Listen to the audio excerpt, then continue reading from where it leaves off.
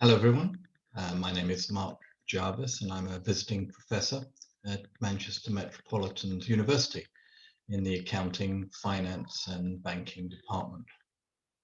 So welcome to the March series of monthly series of webinars, which looks at the UK economy as well as global issues. And each month we'll touch on something unusual at the end. So this month, we look at the pandemic 1 year on, of course, the looming return to work and the hybrid models for such an event, including the move from cities to the country for many people, and then returning back to the UK economy and moving on to look at some new ESG reporting issues, ideas, and lastly, as the special topic of the month, the increasing issues of food waste. So 1 year ago, March 2020, the World Health Organization officially announced that COVID-19 could be classified as a pandemic.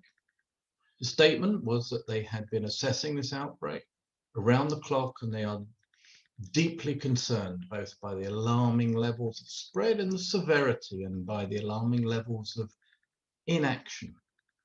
The organization's Director General said at the time, "We've therefore made the assessment that COVID-19 can be characterized as a pandemic." At that point, WHO had reported 118,000 cases across many countries and urged policymakers to take aggressive action. 12 months later, we have seen 118 million cases around the world, with 2.6 million dying from the disease. And while falling case numbers and the acceleration of the vaccine rollout have sparked some long overdue optimism around the world, health experts are warning not to get ahead of ourselves, as the virus remains an imminent threat for the time being, especially with more infectious variants on the rise. And if we look at that for a second in a slide I'd like to show you,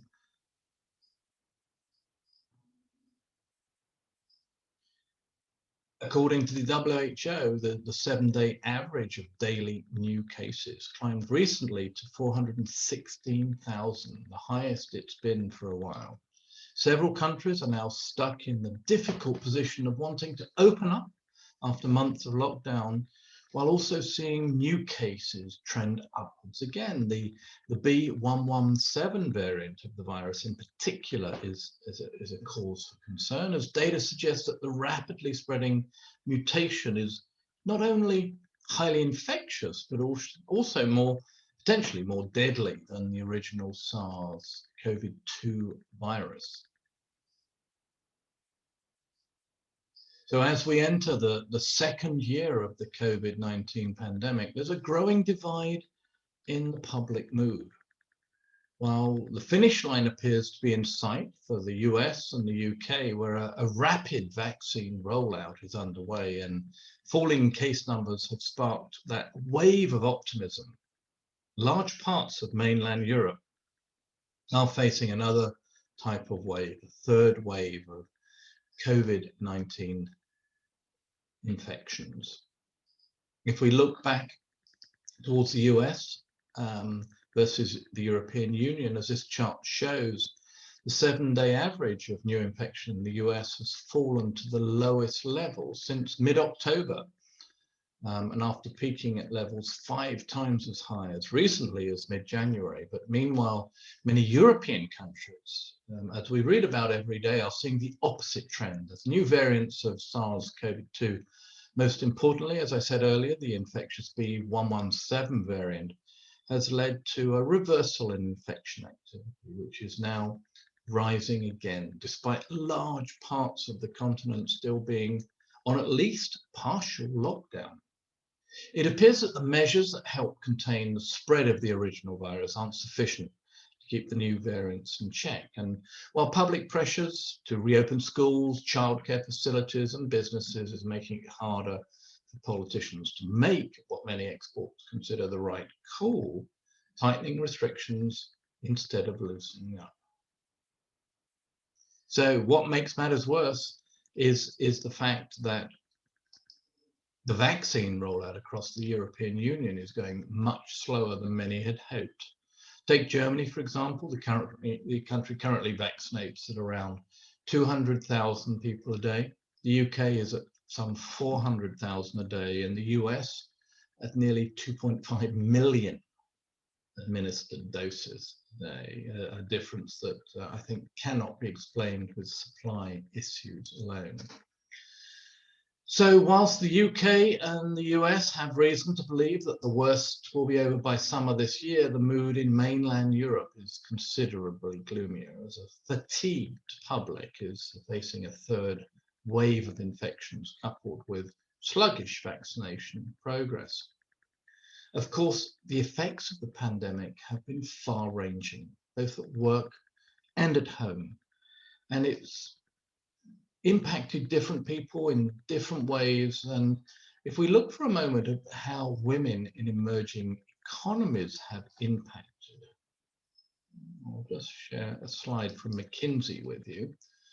Of course, employees everywhere report myriad pandemic-related challenges, from the lack of advancement opportunities, stalled growth, to loss of connectivity and belonging with colleagues, all on top of serious physical and mental health concerns. But women in emerging economies are struggling even more, reporting greater challenges and feeling these more acutely than workers in developed economies. I move on to the next slide.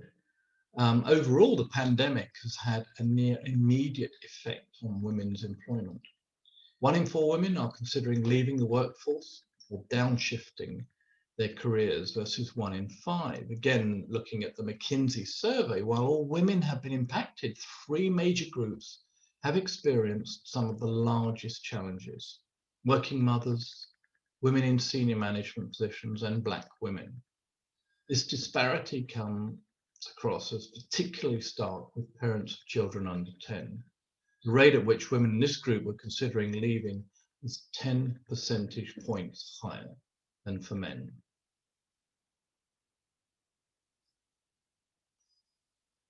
Perhaps the most obvious impact of COVID-19 on the labour force, or the most visible, is the dramatic increase in employees working remotely.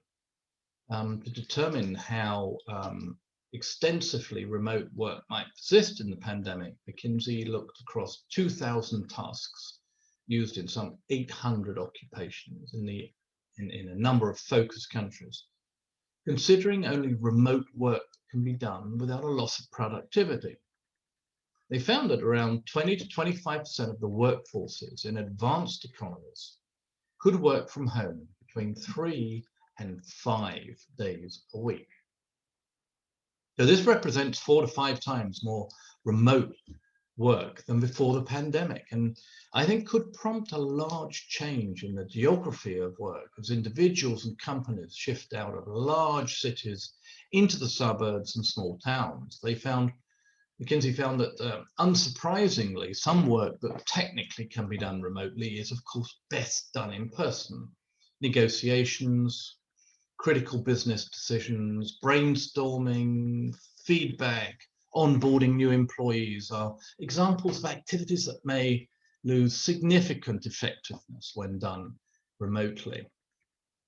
Some companies are already planning to shift to flexible workspaces after positive experiences with remote work during the pandemic, a move that will of course reduce the overall space they need and bring fewer workers into offices each day. The survey McKinsey did was looked at 278 executives, and they found that on average they plan to reduce office space by 30%. So that has a consequential impact for restaurants and retail in major city areas, and for public transportation, all expected to see some decline. But remote work may also put a dent in business travel, as its extensive use of video conferencing during the pandemic has ushered in a new acceptance of virtual meetings and other aspects of work. While leisure travel and tourism are likely to rebound pretty quickly after the crisis, travel practice estimates that around 20% of business travel, the most lucrative segment for airlines, may not return. This would have significant knock-on effects on employment in commercial aerospace, airports, hospitality, and food services.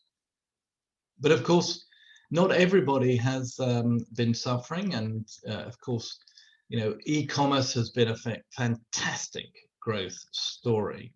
Many consumers discovered the convenience of e-commerce and other online activities during the pandemic. In 2020, the share of e-commerce grew at 2 to 5 times the rate before COVID-19. Roughly 3/4 of people using digital channels for the first time during the pandemic say they will continue using them when things return to normal. And then, of course, we have the extremes, such as music streaming company Spotify, who will offer its employees an option to work from home or anywhere permanently. Spotify has offices in 16 countries worldwide, previously told employers that they would not be required to return to the office until at least the end of 2021. Now, it is following companies like Salesforce and Slack, who have also announced they would allow their workforce to remain remote permanently. So Spotify's 6,500 employees will be able to choose their geographic location and whether they prefer to work primarily in the office or from home. The company said there's no better time than now to transition into a distributed first model, a workplace that isn't built on the premise that employees need to gather in an office with a traditional desk setup.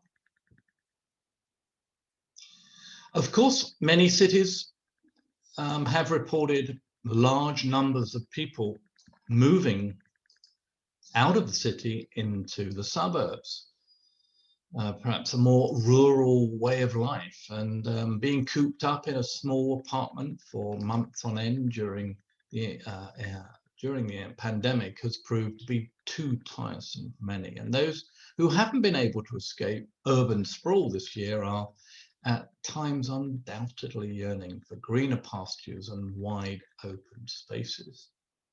A new Gallup survey shows how the desire to live in a rural or small town setting has risen substantially over the past 2 years. In this survey, nearly half of all adults said they prefer to live in a small town or a rural area.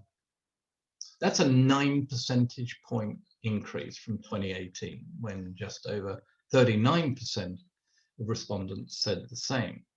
Though white men over the age of 55 were among the most likely to prefer rural, small town settings. However, sizable increases were observed in almost every measured demographic.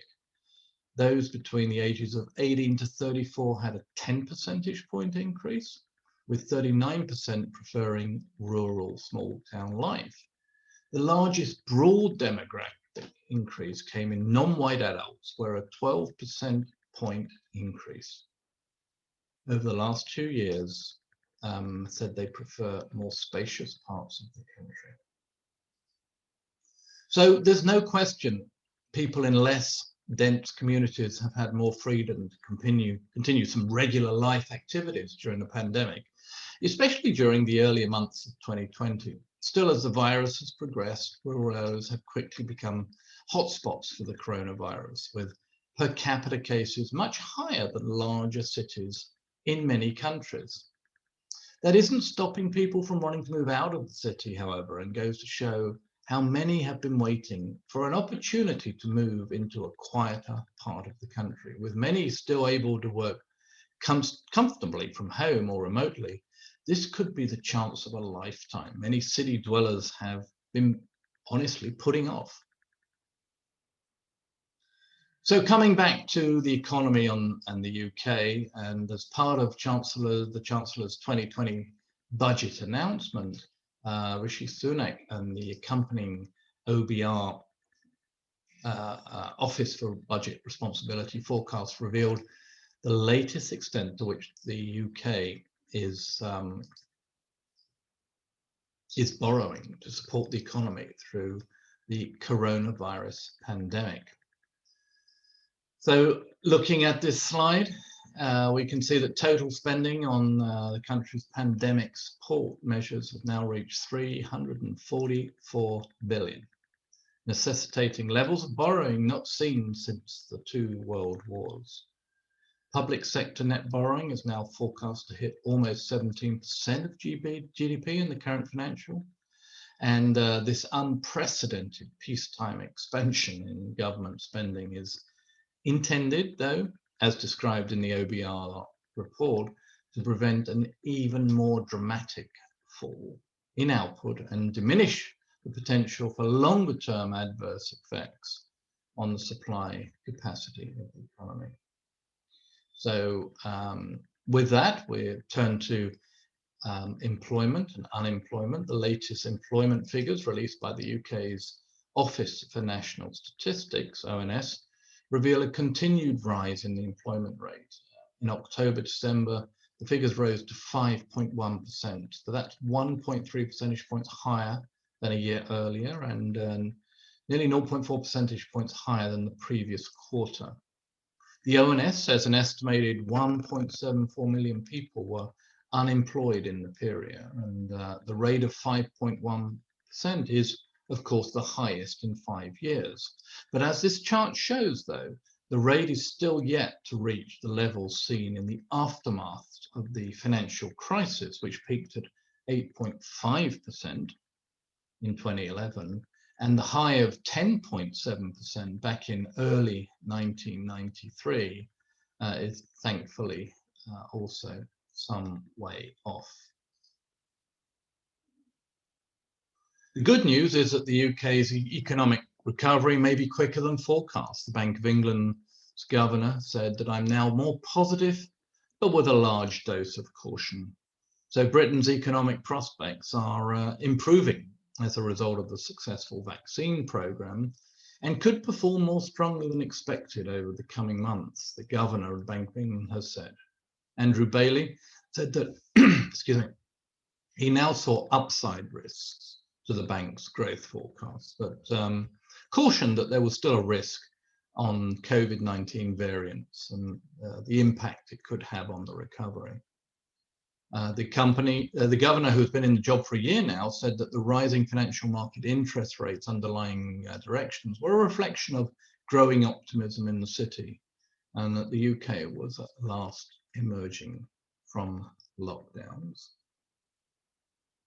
Bailey said it was probable that the annual inflation rate would rise relatively quickly from 0.7% towards the government's 2% target, but he played down suggestions that the colossal stimulus provided by the bank and the Treasury could take us in the wrong direction.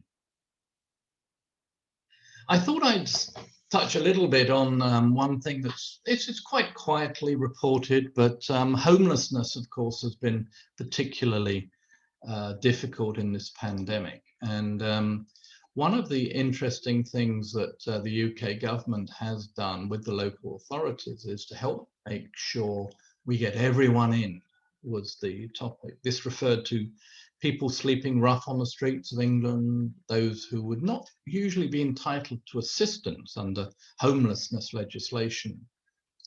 The extent of the issue was described in a recent government briefing paper, which said rough sleepers are vulnerable to COVID-19 and they are more likely to have underlying health problems. They can also face barriers in accessing public health information and healthcare. So shared facilities used by rough sleepers such as day centres, hostels, night shelters, increase the risk of transmission. So in response to this, there was a call to action with local authorities to attempt to ensure people sleeping rough were safely accommodated to protect them and, of course, the wider public.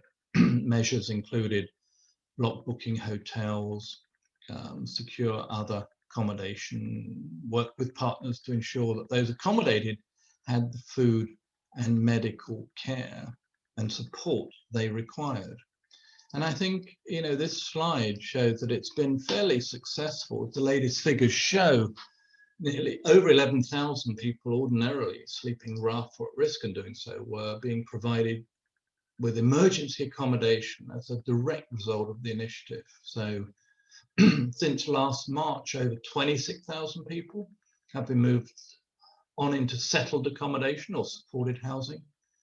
And as suggested by the volume of rough sleepers being aided by the everyone in efforts, this is a notoriously conservative estimate. Nevertheless, it gives an indication of the degree to which the initiative has been effective, and is a great thing to share. So I wanted to talk a little bit more about ESG, or environmental, social, and government issues. Everybody today has an ESG play, whether it's meaningful or greenwash is a debate. Early in 2020, several of the world's largest asset managers called for companies to be more transparent about their managing ESG issues and other non-financial risks. Climate change was a primary catalyst for the push. After the onset of the COVID-19 pandemic, however, all companies, not just investment institutions, became much more aware of how vulnerable they are to ESG-related issues and how important the disclosure process is. This has been articulated by Kurt Cohn, a board member of the Independent Sustainability Accounting Standards Board, SASB, in the US. Kurt has said that material, consistent, and reliable reporting can help reassure shareholders and other stakeholders about ESG-related risks. And he says many of these characteristics have been lacking in typical sustainable reporting, which has been frustrating for investors and corporate leaders alike. So until very recently, companies and investors often thought of ESG reporting as a form of greenwashing. An issue more relevant for marketing and communications than an actual financial issue. But now we're seeing more tangible efforts, and companies and investors are coming around. They're witnessing firsthand how non-financial risk can significantly affect corporate valuations. Of course, there's a lack of consistency. And companies often just tweak what they report every year, maybe adjust it for what looks good and what looks bad. Different industries use different metrics. Even within the same industry, companies use different thresholds for performance on ESG issues, or they focus on different types of exposure.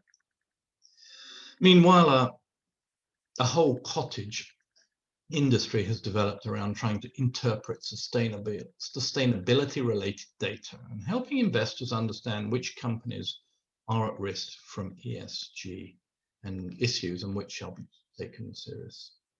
Of course, the next big step is empowering investors, shareholders, to be able to really vote on these issues at a board meeting. And when that happens, ESG will no longer be greenwashing, but let's see. And staying on ESG, or at least the environment, the issue of global food waste, which we often forget about in this pandemic-ridden world, is quickly becoming a billion-ton problem. According to the United Nations Environment Programme's 2021 Food Waste Index, the world produces 931 million tons of food waste every year. Almost 600 tons, 569 tons, comes from households. And if I may share this on a little slide, the remaining is attributed to the food service and retail sectors. So the average global household produces 74 kilos of food waste per capita annually. And this figure is broadly similar across country income groups, which suggests that widespread improvement is needed to tackle the problem. The index states that if food loss and waste were a country, it would be the third biggest source of greenhouse gas emissions on the planet.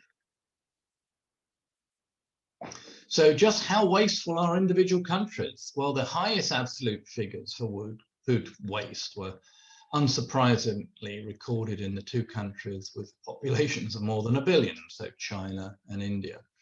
The US is a little further down the ranking with nearly 20 million tons of food waste, and France and Germany 5 and 6 tons annually.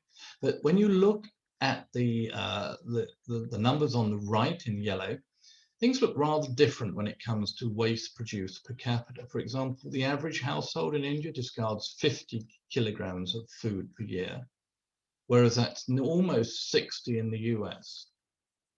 And then looking at Australia, we have 102 kilos per household per year. So comparing to Russia's household waste, this comes in at 5 million and 33 kilograms per household.